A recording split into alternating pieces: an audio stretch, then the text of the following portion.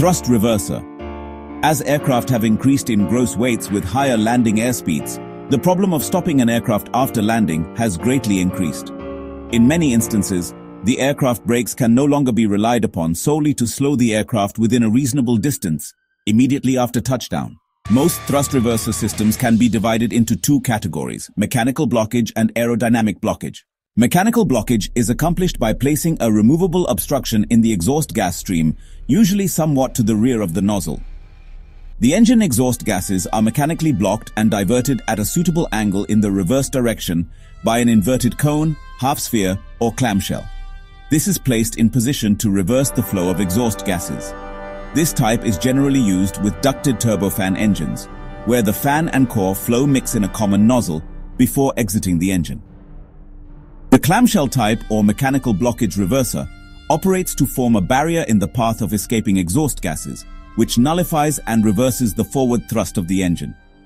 The reverser system must be able to withstand high temperatures, be mechanically strong, relatively light in weight, reliable, and fail-safe. When not in use, it must be streamlined into the configuration of the engine nacelle.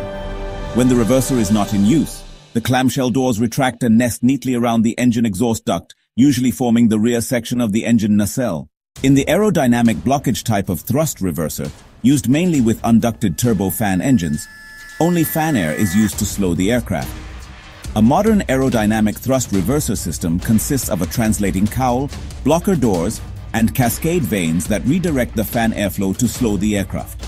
If the thrust levers are at idle position and the aircraft has weight on the wheels, moving the thrust levers aft activates the translating cowl to open closing the blocker doors. This action stops the fan airflow from going aft and redirects it through the cascade vanes, which direct the airflow forward to slow the aircraft.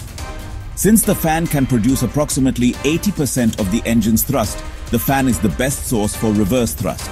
By returning the thrust levers, power levers, to the idle position, the blocker doors open and the translating cowl closes. A thrust reverser must not have any adverse effect on engine operation, either deployed or stowed. Generally, there is an indication in the flight deck with regard to the status of the reverser system. The thrust reverser system consists of several components that move either the clamshell doors or the blocker door and translating cowl. Actuating power is generally pneumatic or hydraulic and uses gearboxes, flex drives, screw jacks, control valves, and air or hydraulic motors to deploy or stow the thrust reverser systems. The systems are locked in the stowed position until commanded to deploy by the flight deck. Since there are several moving parts, maintenance and inspection requirements are very important. While performing any type of maintenance, the reverser system must be mechanically locked out from deploying while personnel are in the area of the reverser system.